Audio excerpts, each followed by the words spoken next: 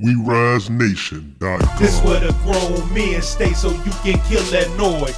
We be the best to do it, coming out of Illinois. So sit back and relax, close your mouth and listen.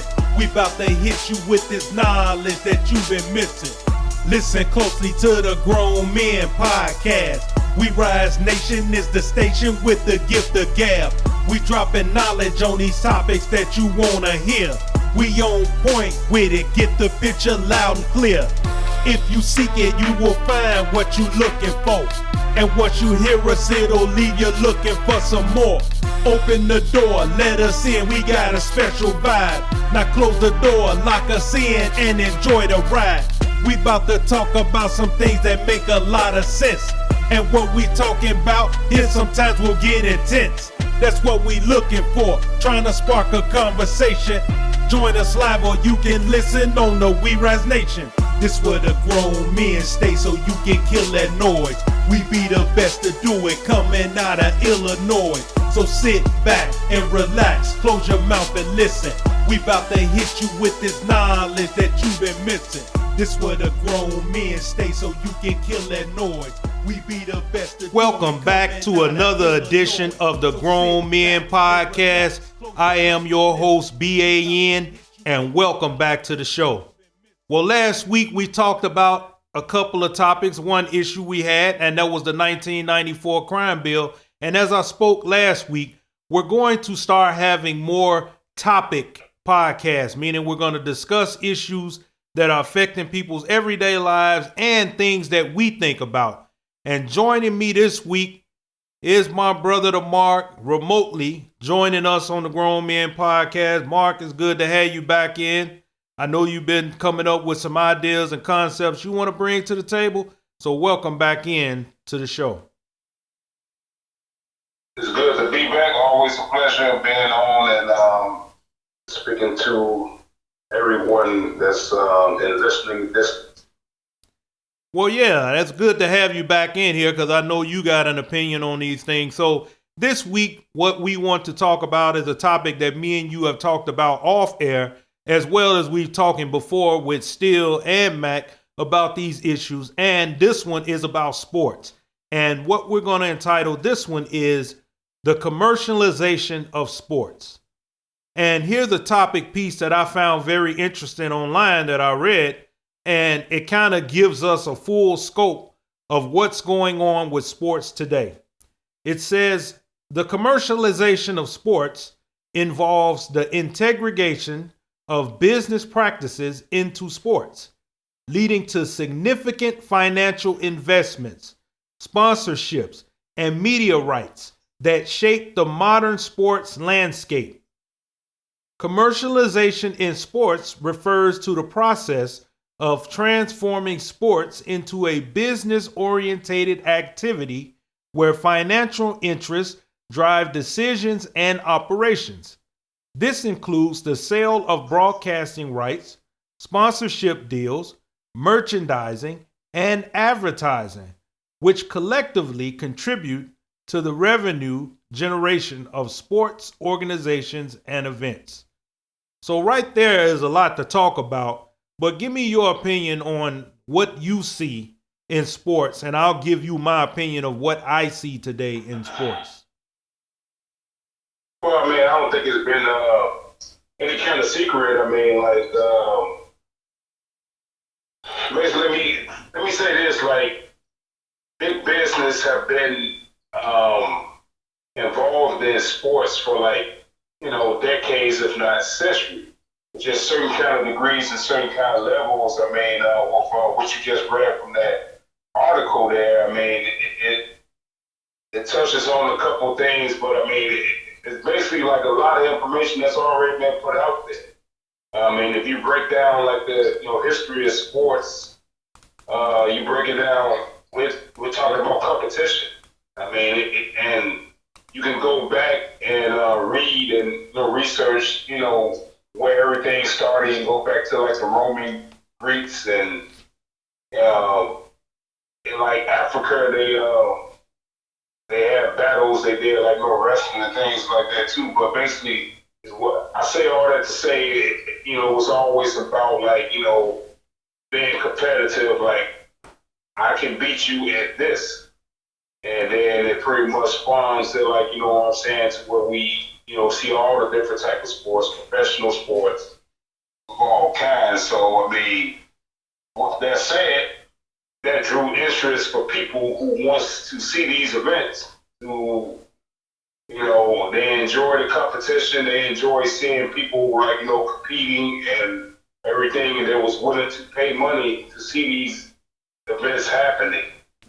So going back to big business always finds a way to capitalize off of that, and that's pretty much the main thing what it all boils down to. So the commercialization, I mean, the sports you're talking about is basically like, there's like a lot of nuance to it, because when I think about that, I'm thinking about like, you know, watering down in a way, in a sense. Well, I think about it like this in terms of when I was coming up, right? It was different in the sports landscape because, for the simple fact, you didn't have commercials inside of commercials.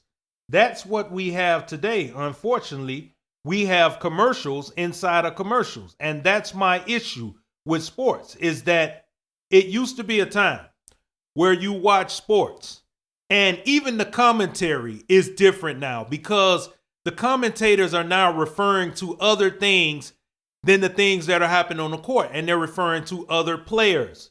So all those things to me is what factors into the commercialization of sports, and meaning that the money that's being generated, the revenue, is more important than the results that are on the courts or the fields. That's what I get from it. I don't know what you say.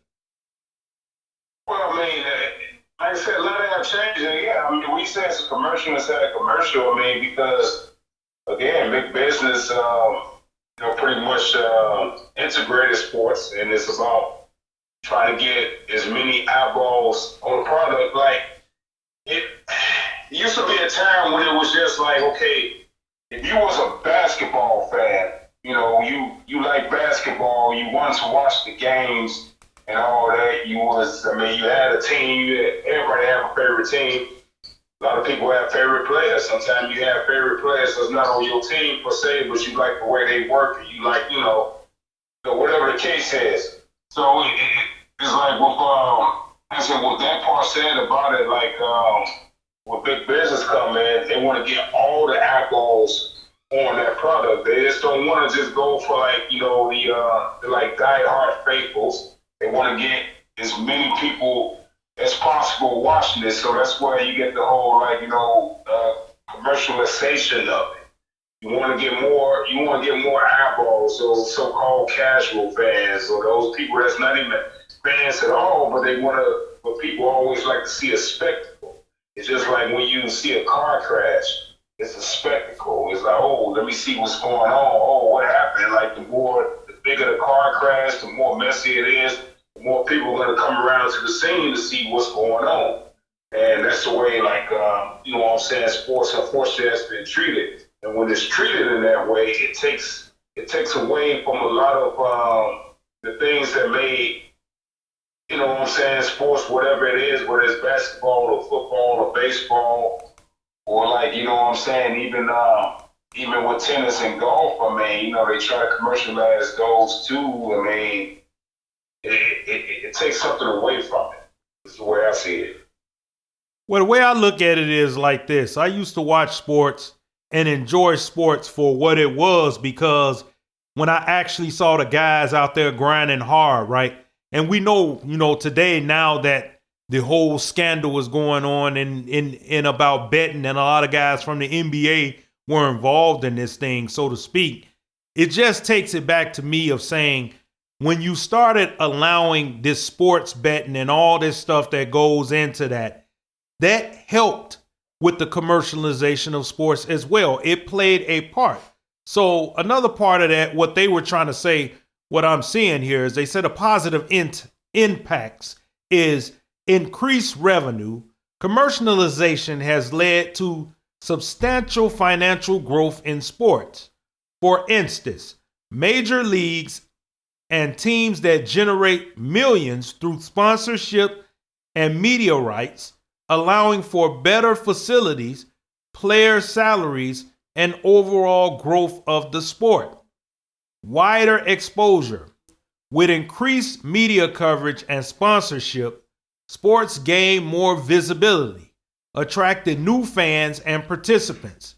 Successful events can inspire youth participation, contributing to healthier lifestyles and community engagement. Economic benefits. Local economies often benefit from sporting events through tourism, job creation, and increased business for local vendors. Successful teams can also boost community pride and spirit.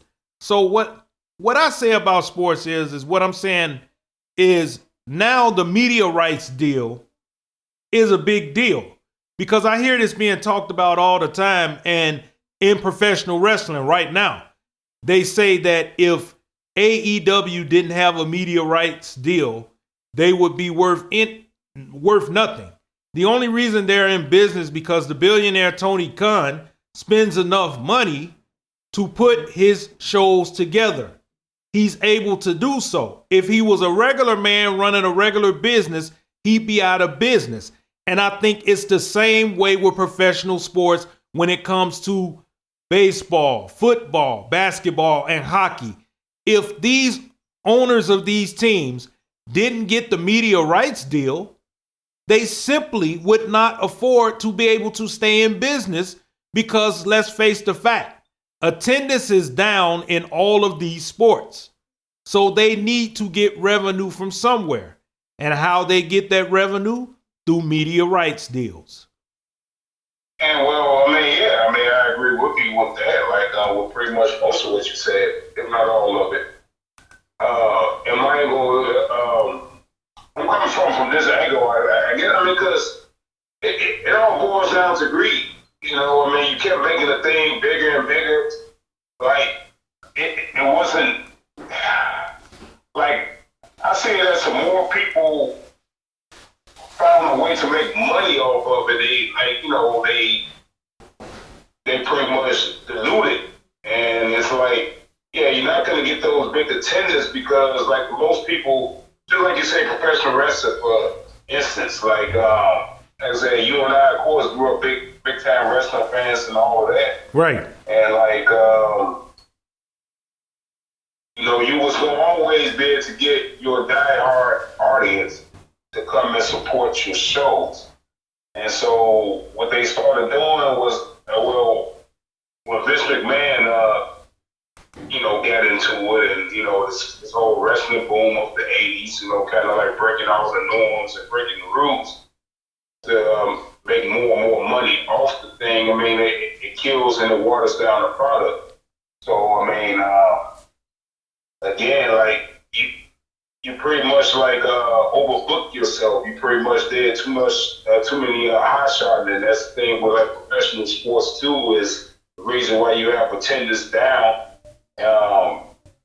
In particular, a sport like basketball or a sport like baseball, when you don't see people like stay on the same team too long. Exactly. It's always like you're trying to build, that next dominant team. And like a lot of that started with like the New York Yankees in the 90s. Right. I remember them buying up all of the talent, so that kind of like hurt baseball like for like a long time in the 90s, because you always knew that the Yankees was gonna probably be in the World Series. Well, it was not only that.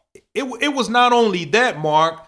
What it was it started taking franchise players away from their franchises. So if you saw a guy that was on the Pittsburgh Pirates, you knew that Willie Stargell was going to be a Pittsburgh Pirate his whole career. You knew that when he played. You knew that Ryan Sandberg was only going to put on that Chicago Cubs uniform. After he was traded from Philadelphia, you knew that he was going to be in that Cubs uniform. We knew that Big Frank was going to be in that White Sox uniform. We knew that. It was synonymous. But nowadays, players are jumping from team to team, whether it be Major League Baseball or whether it be NBA basketball. Exactly, and once again, that's because of the big money. Is pretty much the point I was pretty much trying to make. Is like, once you get all that greed involved into it, I mean, players, especially you think about guys like, from the age of 18 to like, 30, 34 years old, and you start like, putting all this money on the table and stuff, like how much loyalty will you have for like one particular team, one particular franchise? I mean, it once again, it just ruined everything once you had all that stuff going on, because you no longer had like, and that was the thing for being a Cubs fan, like, yeah, you knew that, like, Sandberg was going to be there, Grace, and like Andre Dawson and those guys, they was going to be there, and that was your team, and you was going to root for them. And like, yeah, you wanted them to pick up, like, different pieces to help that core team grow. It's the same thing like with the Chicago Bulls. You was a Jordan fan, then he got Pippen. It's like, man, this is the team I'm behind and all that, and so on and so on. You got those big money teams like the Yankees, and like with the Lakers back in the day, where it's just like pretty much buying up all the top talent and going back to professional wrestling, Vince McMahon buying up all the draws, all the top talent, and it pretty much ruined the whole sport in general. So it's like when you got like young kids coming in today, like this new generation, like, grew up watching different things than you and I have seen and have witnessed. So it's like, if I can get good enough, I can keep myself good and healthy enough where I can get that big payday, maybe I don't have to put that much hard work in. Same thing like with professional wrestling. If I can get myself over enough, I can go ahead and take it easy, and I can take care of my body more, and so on and so on. Yeah, I agree. So, I mean, in a way, you can't really blame them for that. I mean, because everybody wants to get that check. But at a certain point, like, it's going to drive and just kill the whole business, where it's like, you're just doing stuff for show. Well, that's what I see a lot of right now in professional sports. You see a lot of showboating and guys getting paid, and I agree. Okay, look, we know that the owners are billionaires. My point is how much, money do you really need? And then how much are you trying to get your brand out here? Because everything is about branding and merchandising. And in professional sports, and you just hit on it back in professional wrestling, I think one of the Usos is the reason why he gets over, because he's yeeting. And, that whole thing got him a pair of shoes. He got a shoe deal, which, and then, because I hear him talk about it on podcasts. Jim Cornette has talked about it with Brian Last as well. And they talk about the guy's over. But is he good for business? That's the thing about it. He's over, but is he good for business? That's the same way I look at it for sports players on leagues whether it's the NBA or whether it's MLB. They're over, but are they making the league better? That's what I'm saying. No, they're not. But that's the same thing that goes with like other things too, like entertainment, music, all that kind of stuff is about like what can get you over right now, what can get you more attention, what can get you that bag. I mean, because that's the whole reality of it is everybody's chasing that bag, and they they want the bigger bag. Like, I mean, how much is enough? I mean, apparently it's never enough, and that goes to the whole like conversation where it's like capitalism. Capitalism kills everything. At some point, it's the greed. It makes, it corrupts everything and everybody.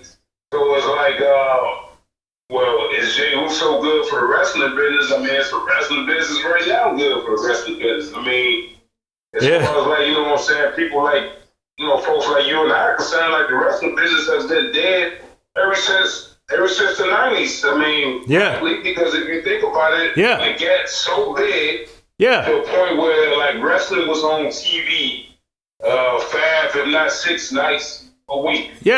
6 days a week. You had the Sunday morning shows. You had the Saturday night shows. You had, the weekday shows, and it just kept getting bigger and bigger and bigger because they kept getting those ratings instead of like, okay, Monday night, especially when they overtook Monday Night Football. Yeah. I mean, because everybody was watching Monday Night Football. Then this wrestling thing was making more money than them, and they just kept getting bigger and they kept getting more and more greedy. And that's pretty much what it all boils down to is that greed. It kills off a lot of things, you know what I mean? So it's hard to sustain. So when you talk about, like, you know what I'm saying, the commercialization of it, like, yeah, this is the sports and everybody become a product. It's like no longer as a person, as an individual, you're looking at that product and going back into the whole gambling thing, which you touched on a little bit earlier.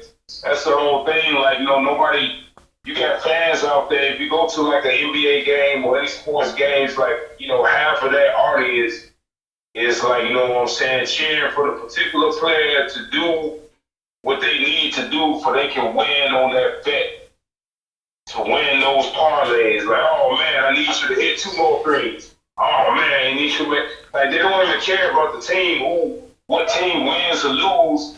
They're caring about, you know what I'm saying, they want to make their spread. They want to get that bet. Exactly. And that's what I'm talking about, Mark. That's where it hits me. Because when you start caring about, like you just said, the spread, are they going to make the points and all of that? They don't care about the wins or losses. That's commercialization of sports. That means you have no care whether a team wins or loses. You just care about how much money you made. I remember when the 1984 Cubs lost and didn't go to the World Series. I cried tears because I thought for sure that they were going to go. They were leading the San Diego Padres 2-0. So that I cared. And we talk about these things all the time about how we felt deeply about sports. When our teams lose, I feel it. I don't like it. I feel it. When the Sox have lost 100 games the last 3 years, I feel that. And other people, they just shrug it off like, okay, did they make the spread, or did the guy hit the home runs, so I can win some money? And now even the sport itself is playing into this, where you got the announcers saying the betting lines before the game start. That's what gets to me. Because the announcers are saying that because that's what the bosses want them to say. Those are the sponsors of the sports now. It's like all over the place. It's so like infected now, and that's the thing. That's pretty much the thing about it. Like, it takes the emotions away. That's what made sports great, when you get emotionally behind someone, behind a team. Yeah. You want to see, like, I mean, that makes you feel a certain kind of way. So once again, now we pretty much like eliminate the whole feelings of it. The same thing with like professional wrestling. Although, like, yes, it is predetermined and it's fake, it's not real, and blah blah blah, this and that. Yeah. Okay, what it wasn't really necessarily was about. I mean, it was about that character, that build up, that storyline that you can get emotionally invested in, something to make you feel some kind of way emotionally.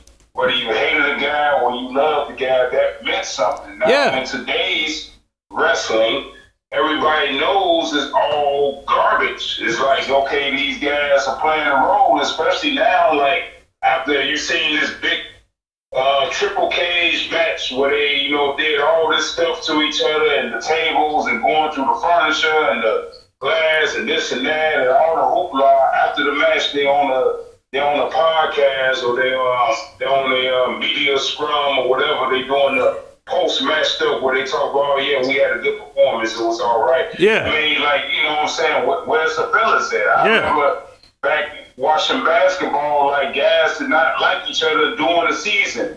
Right. After the season, okay, you gonna see Jordan and like Jordan and stuff, like, okay, yeah, we friends, we cool and stuff. During that season, you ain't see none of that. No. You ain't see it, man.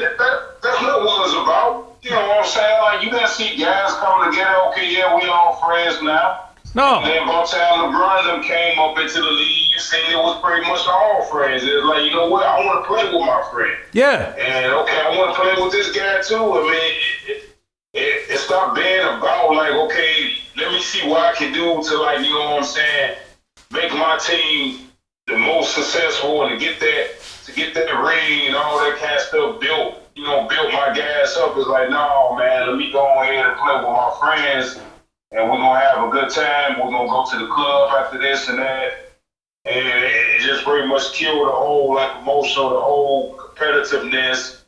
And then again with the sports gambling, you're bringing that aspect into it, and like those guys, these alleged stories with Chauncey Billups and all of them. I mean, everybody's still innocent until proven guilty, but it's definitely a bad look for the sport. It's pretty much something that hurts basketball even more. Well, what are we? You know what I'm saying? What are you rooting for? Well, you're rooting for the spread. Well, it's going to be deep dives into this thing because it's not only affecting the NBA, but also the NFL. As this week, the story came out that that the Baltimore Ravens were fined, I think, $100,000 for their quarterback and falsely stating his injuries.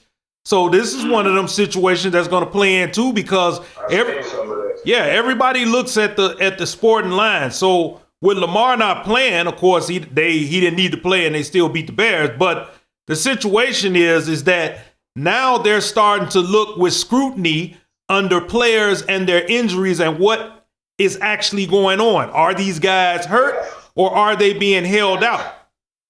Yeah, because a lot of people get exposed more and more now. I mean, that's the thing. It's going to put that spotlight. I mean, it's like, you know what I'm saying? Big businesses can commercialize stuff all they want to, but once you start losing the fans, because they're the ones that give you the business. Once you start losing all of the fans, and all you have is casual fans, they show up sometimes they won't. Well, casual. Sometimes they won't argue. The thing about it is they have outpriced diehard fans out of the market. That's what they were discussing. They were discussing recently on the Jim Cornette podcast. They were discussing the fact that a family can no longer go as a group. A family of 4 or a family of 6 can no longer afford a wrestling ticket. Certain fans said they would never attend WrestleMania. Now, what did the WWE do? They turned to the Saudis because the Saudis have plenty of money. And now they're going to have WrestleMania over there in Saudi Arabia because they've got the money to put up for it. Because the fans here are saying, look, we don't have it. And they're trying to tell the cities to pony up money if you want us to come to your city. And this is ridiculous and it's asinine because the WWE is not as popular as it was 25, 30 years ago during the Monday Night Wars when they generated real revenue, when 20-some million people watch wrestling on Monday night. That's out of the door. Nobody does it. AEW gets about 600,000. They average about 600,000 people. And you're talking about 20 million 25, 30 years ago to 600,000 people. The WWE gets about 2.5 million. That's not a lot of people. So where are they getting this money from? Media rights deals. That ties into the commercialization of sports. Yeah, I mean, absolutely, 100%. I mean, and that's the whole thing about it, because, I mean, if you think about it, you know what I'm saying, like a team like the Los Angeles Lakers, they priced out that hard fans decades ago. Yeah, yeah. You know what I'm saying? Like basketball, like when I was trying to, or considering going to the Milwaukee Bucks when they was in the finals, and was trying to see what those finals tickets prices was looking like, and I was like, you know what I'm saying, surprised how low they were compared to, like, you know what I'm saying, the Chicago Bulls game and all that. Like, the bigger the market is and all that, like, I get that, like, we all pretty much understand that, like Chicago and LA and New York are, of course, bigger cities than Milwaukee and Phoenix and so on and so on. But, like, you know, I was thinking, like, wow, this is the NBA Finals, so I was expecting the tickets to be a whole lot more. And again, like with the Lakers, you know what I'm saying, like those diehard fans that, like, really love the sport way more than the people that actually get to go and attend. you're not really doing anything from there. I mean, they say like, yeah, they have to like NBA cares thing. They do a little community service projects, from time to time, and that's about it. But you pretty much pricing out all your diehard fans. But professional wrestling, I mean, they know that they push this thing to the point of no return. So yes, all they get is to rely on now is media rights, and they have the Peacock. Before then, it was having like WWE 24/7, where like they tried to like get those old school fans to like come back a little, because now you get to watch all the older stuff. Well, that's why you just gotta pay a monthly fee. Well, that's why that's why they bought the library. They brought the libraries of the other companies, the Mid Atlantics and some of the Mid South stuff. They bought the library. So now, if you didn't record that stuff personally with your VCR, then you're gonna have to go through the WWE to watch it. And guess what? When you go to the WWE to watch it, guess what you still see? Commercials. They still have advertisements, and that's why I didn't watch it, because I wanted to be how I remembered it, the way it was when I originally watched it. I didn't want any commercials in it, so that's why I don't go back and watch them. Yeah, yeah, exactly. But like I said again, it becomes a point of like, I have something that cannot make money off of something. And even with those like old videos, because I still find like a lot of that stuff more on YouTube, so they can't get them all. Yeah. Well, but they can't get them all, and some stuff is going to be out there. But well, the reason for the reason for that is because diehard wrestling fans who actually recorded the stuff in its entirety can post it online. Just like I have a library of stuff that I can post online. You can't stop people from posting things that they recorded online. You cannot do that. I can go back and take a whole library of my stuff and put it online if I wanted to. I just don't have the time to do that, and I have other things going on. Right, but that right there, what you just said, that's the point. That's the powerful thing that people have to. That I would like people to like understand and realize is like, despite capitalism, you can't beat the power of the people. Right. Going back to what you just saying with the YouTube, that you still have people that got old stuff that they recorded from 40, 50 years ago and all that, and they was able to maintain it, and they was able to like produce the product on a YouTube platform or like other kind of platforms. There's all kind of different kind of platforms, all that like I'm not saying aware of, but there's all kinds of stuff. And that's the thing, like, it's the power of the people, so it's going to take the people to, change what's going on. Well, we don't like the commercialization of sports. It takes us as the people to take the stance to make the change, because it can happen. You can get back to, want to enjoy sports. Like, hell, I want to enjoy basketball again, especially with the Chicago Bulls with a 5-0 start. Yeah, the Bulls squad, I got to tip my hat to them. Well, I haven't been watching them. I'll be honest about that. That still was something for me that was good to see. I watched them because I said this at the end of last season, that once they got rid of Zach LaVine, I knew that they would be a better team. And it's not a knock against him. It's just the fact of allowing other young talent to step up and show what they're doing. And what they're doing right now is they're utilizing their full bench. That's why they are winning games. There's no more guys. Real quick, I want to say, that whole Zach LaVine thing, why they get him again? That's once again big business coming into play and mess things up, because they brought him here to draw attention to get tickets. Zach LaVine, slam dunk champion, this and that. If you weren't thinking about just trying to sell tickets and stuff, you're probably the one that chose him. Right. Or try to draw him over here. Right. Because he's never been proven to be a really quality player. He's a decent player to me. Well, he's like I said, I'm not going to sit there and be a expert, but he's mainly known for his dunking and for being injured. Well, he's a stat stuffer, Mark. That's what he is.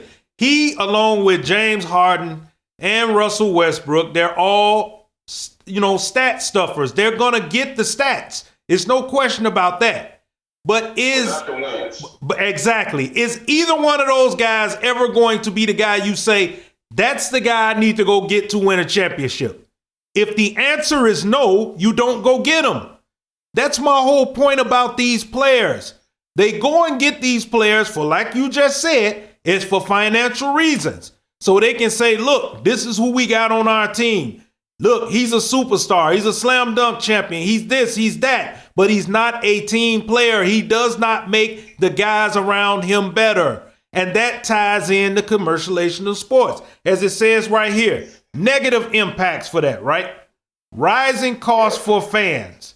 As teams seek to maximize profits, ticket prices, merchandise, and concessions often increase, making it more expensive for fans to attend games. Commercial influence on sports integrity. The focus on profit can sometimes overshadow the essence of sports, leading to concerns about the integrity of competitions. For example, the commercialization of sports can lead to prioritizing entertainment over fair play. Yeah, man, exactly. And there you go.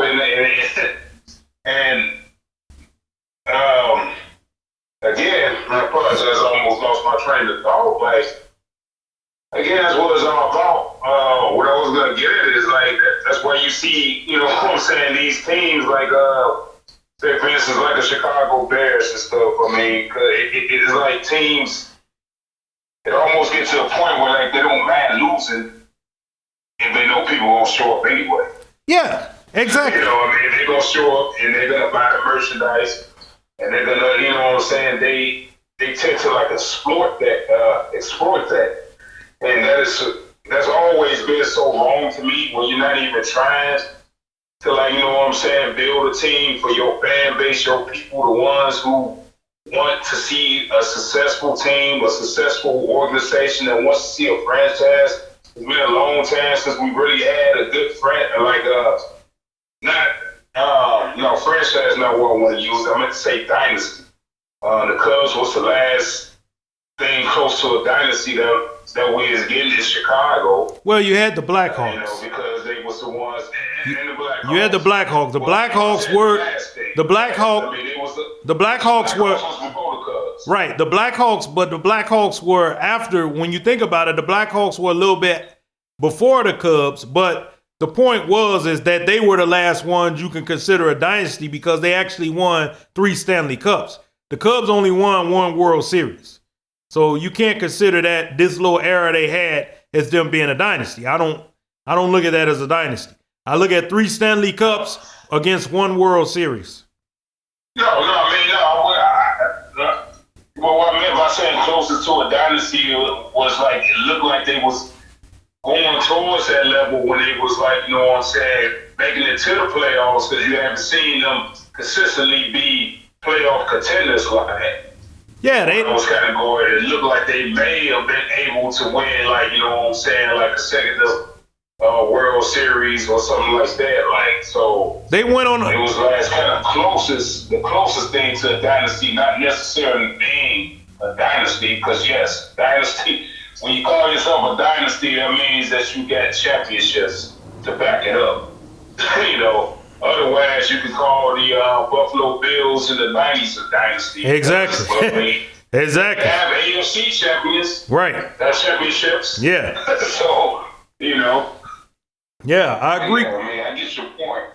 I agree with, what you said. And the main thing about it is they talk about the distraction from the game is the prevalence of advertisements during broadcasts and at events can detract from the viewing experience, with fans often expressing frustration over constant commercial interruptions. And that's again tied back into what I was listening to when they were talking about it, and Cornette was talking about it as well. When you're in the middle of a wrestling match, you see an advertisement, and it gets bigger than the wrestling, and the wrestling is over in the small corner, and the advertisement is on the bigger screen.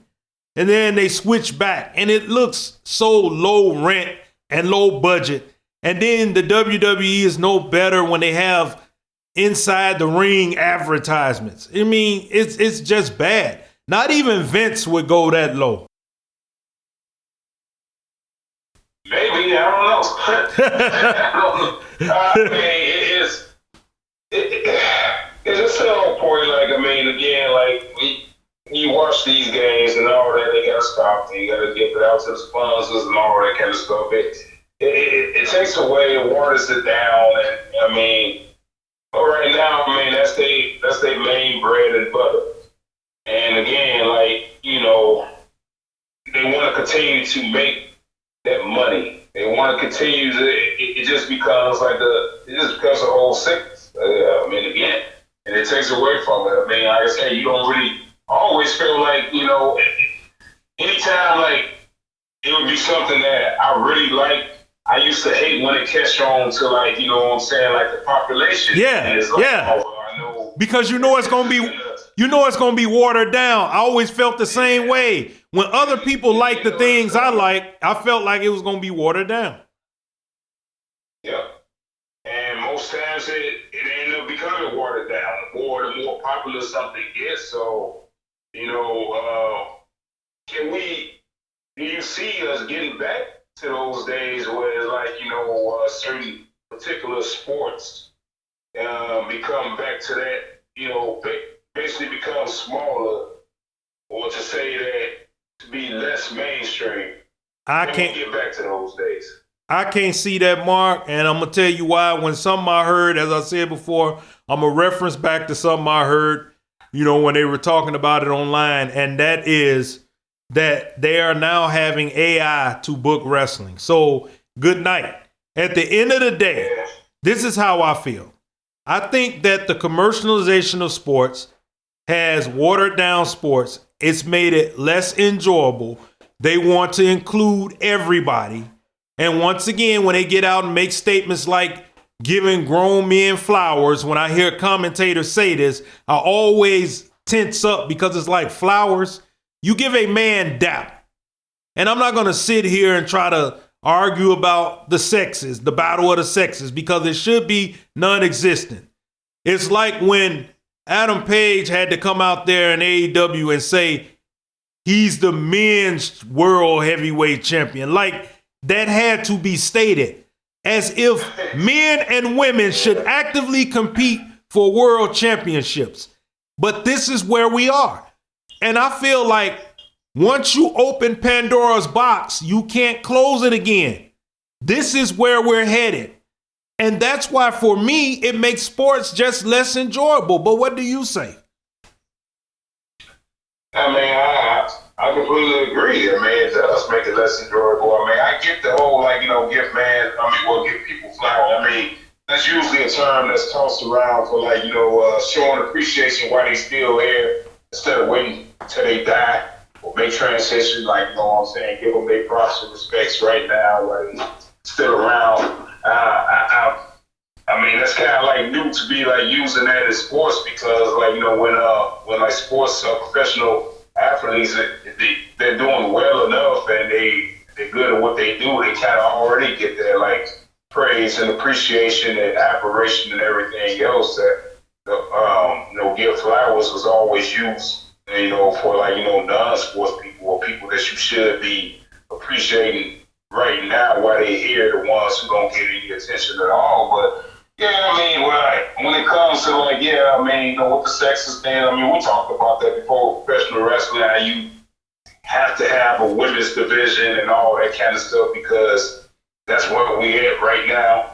I mean, when it's not jarring well, same thing where you had to have a WNBA, despite they didn't get, they're not bringing in where they wasn't bringing in eyeballs as the men's or regular NBA was doing. I mean, The game is all about trying to draw any and everybody by any means necessary. Like you just want to attract any and everybody to come out, and that's not really the way that you really want it to be. Well, when you do To be that, honest. Mark, you run away the real sports fans like yourself and me who won't watch it. That's why I don't watch it now, and the commentators don't make it any better. Adam Amin for the Chicago Bulls. I don't care who says they like him. To me, he's the worst commentator we've ever had on Chicago Bulls games. We know what to expect from Stacey King. Stacey King is the guy that's gonna, give me the hot sauce. That's his thing. But Adam Amin comes in and he has this like sanitized, version of what an announcer is like. Yeah, he speaks in terms and he says Chicago's looking pretty good. Like, that's what fans want to hear. No, Chicago fans want to hear our Bulls are doing good. That's why people call Hawk Harrelson a hack, but I always said he was our hack. Because when you watch Hawk and he said, you gotta be bleeping me, that's what we were feeling. All of us was feeling that. When you had Harry Carey doing what he was doing for the Cubs, you were feeling that. When you had Johnny Red Kerr doing it for the Bulls, you were feeling that. But these guys now are so sanitized and watered down that they make it terrible. That's why I listen to it on mute. Go ahead. No, I was just gonna say, because those guys were like allowed to be themselves. It was allowed to be natural. Now everything is so unnatural. Everything is so commercial now. So now you got people that worry about like, oh, I want to say the right. I don't want to mess up. I want to make sure I say the right thing, or because it comes off as like disingenuous. Yeah. Well, it gets phony now, especially with professional wrestling. Again, whatever, predetermined, blah, blah, blah. But, there was a big difference from those old school announcers and commentators and color commentary than it is right now, because everything's like, so scripted and watered down and AI and everything else. Yeah, it's so. Goes for like the other sports. I can't listen to some of these games. I'd rather watch like a sports game on mute. If anything. That's how I watch it. To be honest with you, that's how I watch. That's the only way I can stomach a Chicago Bulls game is listening to it on watching it, but having it on mute, because I just can't stand to hear Adam Amin talk. It's the same way when I'm watching the White Sox. I can't stand to hear John Schriffen talk. He's like, stand up, Chicago. The Sox win a game. Hey, man, look, this team has lost 100 games. Why are you telling people to stand up? Why are you making big deals out of small things that's happening in the games? Like this is going to make the fans react any differently. No, the fans have eyes. We can see what is right in front of us. Yes, we know the franchise is going through a rebuilding stage and they're trying to build up. But we don't need someone out here just yelling like this is the greatest thing that they've ever experienced. It reminds me of like they say, old Sockface at AEW, where he tries to announce every move like he knows every move in the world. Nobody cares. Nobody. Because it's not about you. It's about the action that the fan is seeing. What do you say? It takes away the realness of it. It takes away the art. It takes away the authenticity of everything. Once again, people can see through that. The same way, the difference of when it comes to politics and stuff. You can tell who's just reading the script and who's watered down and who's actually being sincere with the way they talk, the way they message, and this, everybody wants realness, but the problem is like the people that's calling the shots, they don't get that. They live in a bubble. Like these owners, these franchise owners, these like wrestling promoters, and all of them live in a bubble. And like they in their bubble or surrounded in their bubble are like a lot of yes men and yes women who's going along to get along because they want to keep getting their check. want to keep getting that bag. So you don't really know what the people really want, and you don't really take the time to, like, you know what I'm saying, see what the people really like reacted to. It's kind of like the Simpsons episode that we both always like, when they was trying to see what they can add to Itchy and Scratchy and all of that kind of stuff. And, Right. you know, trying different things to get more like, you know, revenue. Although Itchy and Scratchy was already a successful cartoon, they wanted to make them more successful and get more, like, you know what I'm saying, out of them. So, okay, let's go ahead and invent some new characters just drop in out of nowhere. And I mean, it's pretty much all the same concept. But the same thing what you just said, though, is that's what the Simpsons became, you know, towards some of the middle part of the years. And, you know, now they're going back to the old way. But for a while, they got a little bit too commercialized because they just started adding people. They started adding celebrities for no reason for them to be there. Like, before you had people, there were reasons why those celebrities were there. But then they started just picking random people to put them in a place where they didn't belong. It didn't work. Yeah. I mean, exactly. With the whole Simpsons, that's a whole different conversation. But it's like, you know, clearly, like, you know what I'm saying, as you and I talked about before, like, a lot of them guys are ready to go and, you know, ready to end the thing. But it's like, once again, like, big business say, like, no, we can't let you go. We're going to keep you on for another 10 years, another 20 years. Like, you know, when will it? I mean, we assume once the main characters get too sick to, you know, do those voices, we'll pass on. But, you know, it's the same thing. Like, you know, you have a product, and like you just can't be satisfied with, like, you know, building something or having something that, like, you know what I'm saying, like, a certain group of people is gonna always appreciate and always get behind.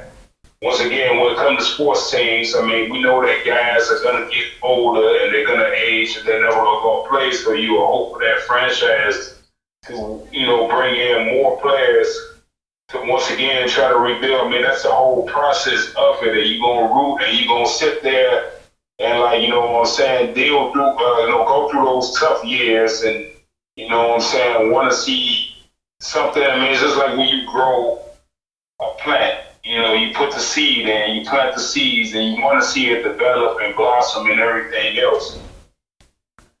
Yeah, I agree with you. So, you know, in conclusion about sports, the commercialization of sports, here's a thing that they wrote that I found interesting. The commercialization of sports is a multifaceted phenomenon that brings both opportunities and challenges. While it has the potential to enhance the financial viability of sports and increase participation, it also raises important questions about the integrity of sports and the experience of the fans.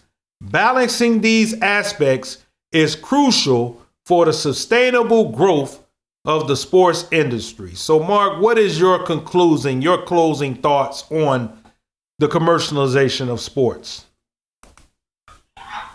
Man, you know, basically, I'm just gonna repeat what I pretty much said. I don't think it's a good thing. I mean, I think it's a bad thing for, like, sports, for this game, and particularly, you know what I'm saying, with the players that's coming up. Because, you know, when you're a young kid out there, like, you have a talent for something, you have a skill, you wanna someday hope to, like, make it up the ranks. You know what I'm saying, to, like, you know, prove your greatness against all and everything. And it's like, you know, if you're good enough to become a professional athlete, it's like, now, if, you know what I'm saying, they're gonna throw all kind of things in front of you. They're gonna toss around that big bag. It's like, do I go for the bag or do I go for my dreams? I mean, it's like when you see, you know, to me, when you see, like, you know, young guys coming up, it's more about, like, you know what I'm saying, how much I can get while I can get it, instead of having the whole true and desire and the emotion to like, you know what I'm saying, want to play the game to be the best of it. I mean, when you start it's just pretty much a business. And like, it's nuanced because, yeah, you can say that sports has always been a business. True enough, because, you know, you're trying to like make money doing what you're doing. But once again, when you start like making the big like commercialization, I mean, it just creates more greed. And like you said, I mean, how much is enough? I mean, again, like I said before, it's never enough. You know, you're gonna try to sit there and make as much as anybody's willing to give you. And it kills a lot of things, and then you become more and more irresponsible, you know, with you know, certain kind of lifestyles or whatever, and you just spending money to be spending it because you got it. And, you know, that's how like a lot of guys found themselves in, you know, bad situation after they couldn't play anymore. So I mean, I'm still hopeful that the people will speak loud and make it clear that, like, you know, you gotta kind of like pull back a little bit of this commercialization of these sports. Well, right there, Mark, that's a lot to take in and a good way to sum it up, because it's one of those things that I got a feeling is going to be an ongoing situation. And I guarantee you we'll be talking about it again on the Grown Men Podcast. Well, folks, it appears our time is up this week. I want to thank my brother Mark for coming in, joining us remotely for the We Rise Nation and We Rise Studios for the Grown Men Podcast. And I'm quite sure between now and next week, we'll have more to talk about. Mark, thanks for coming in and talking with us. I appreciate the time. All right, folks. Well, head on over to WeRiseNation.com. See what we got going on over there. Check out our blogs. Check out some of the music. Check out some of the merchandise. As we're continuing to put up vintage merchandise that we will be having for sale and things we're going to do in the future. So it's a lot of exciting times going on at We Rise Nation. Head on over there and check it out and see what we got going on. Well, from my brother to Mark, I am the host, BAN, and I will talk to you soon. This where the grown men stay so you can kill that noise. We be the best to do it coming out of Illinois. So sit back and relax, close your mouth and listen. We about to hit you with this knowledge that you've been missing. Listen closely to the Grown Men Podcast. We Rise Nation is the station with the gift of gab. We dropping knowledge on these topics that you wanna hear. We on point with it, get the picture loud.